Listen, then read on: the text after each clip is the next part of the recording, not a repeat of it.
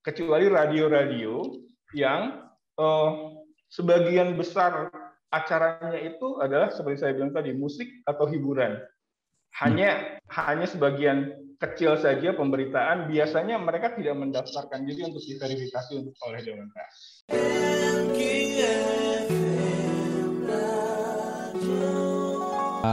Bambang Murianto ini selaku jurnalis ya, yang kalau membuat berita, konten tentu ke media tertentu. Tapi ini di era sosial media, era podcast, jurnalis bisa juga ya membuat berita di situ. Nah, Pak Bambang Murianto, perkembangan sejauh ini seperti apa nih untuk selaku jurnalis? Ya, terima kasih Mas. Selamat pagi semua pemirsa MQ FM. Ya, memang kemudian ketika muncul teknologi informasi, jurnalisme itu memang kemudian berubah sangat cepat sekali. Itu jadi dan celakanya undang-undang pers itu kemudian sekarang ini sudah tertinggal jauh sekali dengan perkembangan teknologi itu. Nah, sebetulnya salah satu yang kemudian perkembangan baru dengan munculnya teknologi informasi ini adalah yang namanya jurnalisme warga atau citizen jurnalis, yaitu siapa saja kemudian sekarang itu bisa menjadi jurnalis dengan menjadi seorang penulis di blog atau kemudian menjadi punya channel podcast dan sebagainya itu. Nah, ini yang saya kira sebetulnya menjadi sebuah perkembangan yang bagus, saya seperti itu, karena kemudian partisipasi masyarakat untuk dalam jurnalisme melakukan kontrol sosial, kemudian melakukan edukasi masyarakat, misalnya seperti itu kemudian menjadi semakin kuat.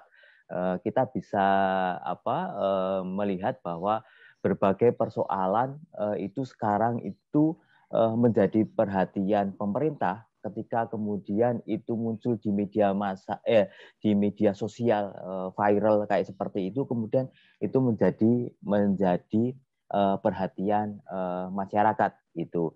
Nah, itu yang contoh misalnya kemarin terakhir kasus pelecehan seksual di Komisi Penyiaran Indonesia atau KPI itu menjadi perhatian ketika orang kemudian memviralkan itu di media sosial. Nah, itu sisi perkembangan bagusnya, tetapi kemudian memang ada yang kemudian tidak terkontrol ketika orang membuat konten di media sosial itu karena kemudian tidak ada proses verifikasi berjenjang seperti di media mainstream, ada reporter, redaktur pelaksana dan sebagainya. Nah, tanpa adanya verifikasi berjenjang ini yang kadang konten-konten di media new media itu kadang-kadang menjadi tidak sesuai dengan aturan-aturan dalam jurnalisme kayak seperti itu, Mas. Baik. Baik Pak Bambang ya, saya sepakat dengan adanya citizen journalism tadi mungkin ada dampak positif dan juga negatifnya ya Pak. Tapi tidak bisa kita pungkiri juga ya berbagai derasnya arus informasi yang hadir dengan adanya citizen journalism tadi, itu banyaknya tersebar berita-berita hoax tadi ya Pak. Nah, mungkin dari Aliansi Jurnalis Independen sendiri, mungkin teman-teman dari jurnalis sendiri ini menyikapi hadirnya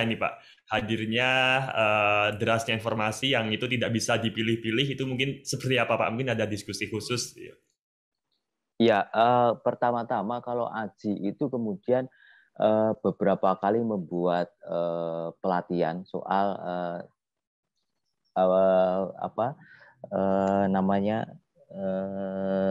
untuk membuat beberapa jurnalis itu menjadi fact checker atau pemeriksa fakta gitu, Mas. Jadi kemudian kami dilatih untuk ketika mendapat sebuah peristiwa atau informasi melalui media sosial. Kemudian kami dilatih untuk melihat apakah sebuah informasi itu hoax atau fakta yang benar. Nah, ini ada metodenya, dan kemudian kami mencoba untuk menularkan itu kepada kawan-kawan di AJI, sehingga para jurnalis itu ketika mendapatkan berita di media sosial itu pertama kali bisa melihat atau mengecek itu apakah itu hoax atau fakta yang sebenarnya. Itu kemudian itu satu. Kemudian yang kedua, sebetulnya yang paling penting itu adalah peningkatan literasi media dari masyarakat ya. Karena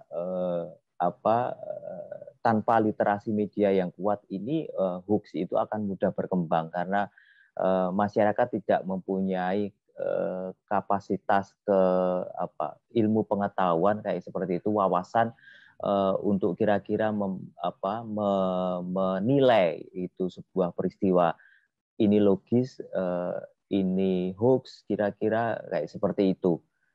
Itu, Mas. Baik. Nah, di sini ada Pak Arief Zulkifli juga. Beliau Ketua Komisi Pengaduan dan Penegakan Etika Dewan Pers, yang juga ikut mengelola media ya, Direktur Utama Tempo. Kita sapa terlebih dahulu. Assalamualaikum Pak Arief Zulkifli. Waalaikumsalam Mas Anhar, Mas Bayaki, Mas Denny. Ya. Selamat pagi. Baik. Mas Arief. Sehat-sehat. Pak Arief, selaku Dewan Pers dan juga mengelola media ini, tadi kami membahas tentang media itu sebagai sumber informasi. Di sisi lain ada yang berkembang itu podcast ya, termasuk citizen journalism. Ini ada dua standar yang bisa jadi berita yang beredar bisa hasilnya sama, tapi juga bisa berbeda. Dewan Pers melihat seperti apa ini? Iya, Undang-Undang 40 tahun 99 yang dikeluarkan oleh DPR lepas reformasi dulu sebetulnya sudah mengantisipasi kemungkinan berkembangnya media yang beraneka ragam. Batasan yang diberikan oleh Undang-Undang 40 terhadap pers itu sebetulnya enggak terlalu ribet. Itu dijadikan dengan dia memproduksi berita. Tadi Mas Denny benar tuh, kalau televisi digugat karena sebuah tayangan sinetron, dia nggak bisa berlindung di balik undang-undang pers karena dia bukan berita. Gitu. Itu satu. Yang kedua adalah ciri lain, dia harus ada regularitas. Jadi nggak bisa sekali terbit lalu kemudian hilang, tahun depan terbit lagi, gitu nggak bisa. Dia harus ada regularitas, mau mingguan, mau bulanan, mau 3 bulanan dan seterusnya. Dan yang paling penting juga adalah media itu harus bernama, harus dikenali, tidak boleh anonim. Nah, karenanya untuk memenuhi prinsip tidak anonim itu Undang-Undang 40 mensyaratkan yang disebut dengan pers itu harus berbadan hukum. Gitu. Badan hukum itu bisa PT, bisa koperasi, bisa yayasan, yang penting badan hukum. Kenapa badan hukum? Karena dengan badan hukum semua identitas dari pers itu diketahui. Di mana tempatnya, siapa pemretnya, siapa redakturnya, dan seterusnya. Dia nggak boleh anonim, karena kalau anonim dia tidak bisa dimintai pertanggungjawaban. Nah, syarat yang ketiga ini yang menurut saya sangat penting untuk mencegah mereka yang seolah-olah pers, tapi sebetulnya bukan pers, yaitu melakukan serangan-serangan gerilya gitu ya. Jadi memberitakan dengan melanggar etik, lalu kemudian ketika mau dipersoalkan dia bersembunyi, karena nggak pernah bisa kita lacak keberadaannya. Nah, terhadap yang seperti ini, Undang-Undang 40 tidak memberikan perlindungan. Kalau begitu dia bisa dikenakan, kalau ada pelanggaran dia bisa dikenakan apa? Pasal apa? Dia bisa dikenakan pasal di luar Undang-Undang 40. Artinya dia bisa pakai ITE, bisa pakai KUHP dan seterusnya, dan itu resikonya adalah hukuman badan. Adapun pelanggaran kode etik terhadap media yang bernaung di bawah Undang-Undang 40 tidak ada hukuman badan. Dia hukumannya hukuman etik, yaitu minta maaf, memuat jawab dan seterusnya. Gitu. Nah, bagaimana dengan maraknya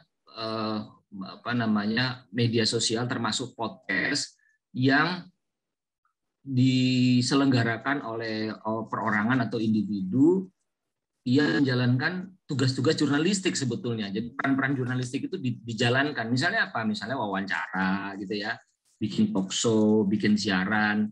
Itu memang menjadi perdebatan dalam pengertian dia memproduksi berita.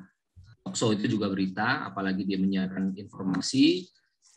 Tapi apakah dia termasuk dalam kategori media mainstream yang dilindungi oleh Undang-Undang 40? Kira-kira gitu. Nah, kalau pakai ukuran yang sudah saya sebutkan tadi, sebetulnya tinggal dimasukkan saja. Apakah dia ada regularitas di situ? Terbitnya. Apakah ada unsur berita? Apakah ada unsur massa? Dalam hal podcast tentu saja ada unsur massa. Artinya ada banyak orang yang menonton, mendengar. Kira-kira begitu. Nah, yang terakhir adalah apakah dia berbadan hukum. Nah, di sini menurut saya jadi penting. Nah, Dewan Pers beberapa waktu lalu sudah membuat sejumlah serangkaian diskusi untuk mengantisipasi ini, dan kita menemukan lewat diskusi itu ada 4 kategori praktek-praktek jurnalisme di media sosial termasuk podcast di dalamnya. Yang pertama adalah media mainstream yang memiliki channel-channel khusus di media sosial termasuk podcast. Jadi dia medianya media mainstream. Misalnya apa? Kompas punya Kompas channel di YouTube ya. Tempo punya diskusi podcast, apa Tempo di podcast dan seterusnya. Jadi sebetulnya induknya adalah si media mainstream. Nah, tentu saja di dalam media mainstream dia sudah berbadan hukum. Nah, jika ada gugatan terhadap media yang semacam ini, dia masuk dalam ranah undang-undang pers. Tapi sebetulnya cuma cabang atau channel baru dari media mainstream yang saya sebutkan tadi. Yang kedua adalah orang-orang atau wartawan-wartawan dari media mainstream yang membuat kanal-kanal media sosial. Tapi dia sebutkan bahwa dia adalah wartawan dari media X. Nah, ini banyak sekali. Misalnya Mas Budiman Tanurejo ya di bekas Pemret Kompas bikin channel YouTube. Ya. Bekas Pemret Kompas.com yang sekarang Mas Inu ya Wisnu Nugroho itu juga punya channel YouTube. Mungkin juga saya nggak tahu, mungkin juga punya podcast dan sebagainya. Nah, ini juga karena dia dari orang media, dia juga bernaung di bawah si medianya. Dan itu harus dijelaskan bahwa ada semacam penugasan barangkali begitu. Nah, yang ketiga adalah bekas atau orang-orang yang pernah bekerja di media, namanya sudah terkenal, dikenal sebagai wartawan, membuat kanal-kanal media sosial. Media sosial. Misalnya siapa? Misalnya Bang Karni Ilyas. Bang Karni Ilyas itu punya tuh ILC jadi IL Karni Ilyas itulah pokoknya ya channel wawancara juga bentuknya. Nah, itu jadi terus apalagi Wahyu Muryadi bekas Pemretnya Tempo juga punya. Nah, kelompok yang keempat adalah mereka yang tidak ada kaitannya dengan media mainstream yang berbadan hukum yang saya sebutkan tadi, tapi menjalankan pekerjaan atau fungsi-fungsi jurnalistik lewat media sosial. Nah, di sini jadi menarik menurut saya di kelompok keempat ini. Kelompok keempat itu siapa misalnya?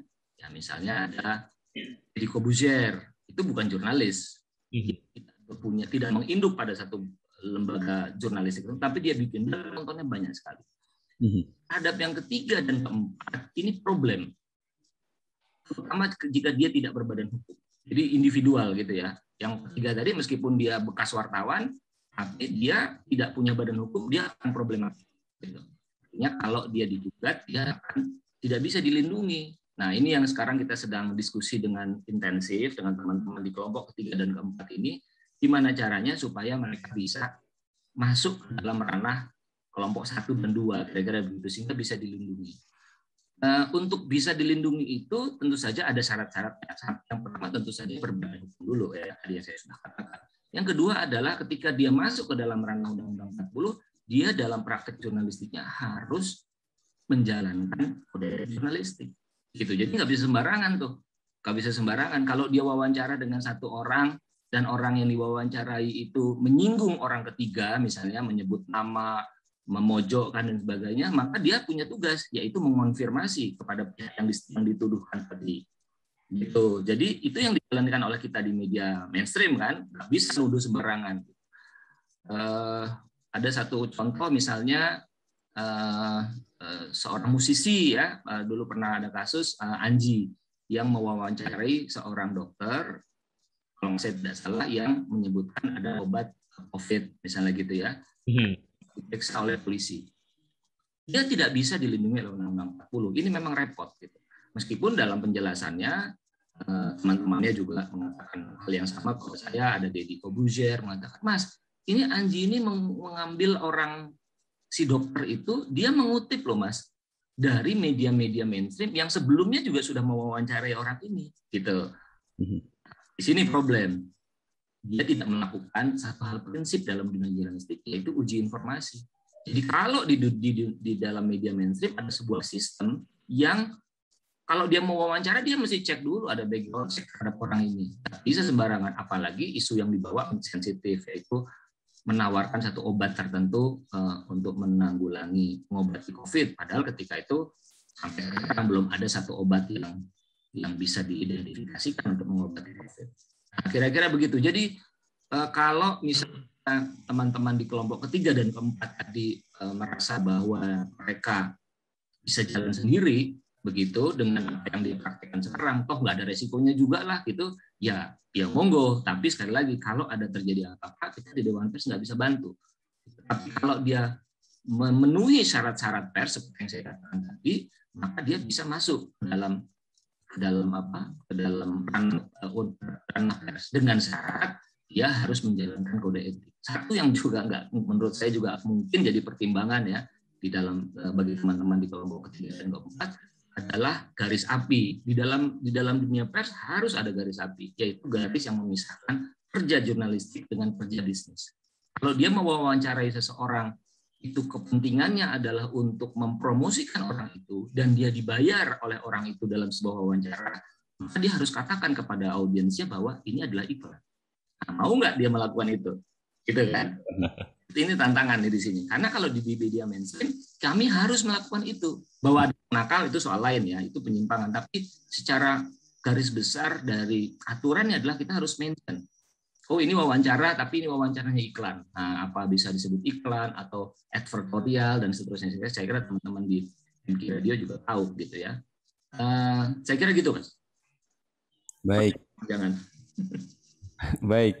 Nah ini berarti kan ada penyesuaian yang harus dilakukan ya. Nah penyesuaiannya yang mana? Misalnya nanti Pak Denny boleh membahas ini. Apakah penyesuaiannya ini di undang-undangnya yang perlu disesuaikan dengan perkembangannya, atau tadi orang-orang yang masuk ke dunia sosial media untuk melakukan aktivitas jurnalistik yang orangnya tidak berbadan hukum, mereka yang perlu disesuaikan, diminta membuat badan hukum semacamnya, atau seperti apa nih?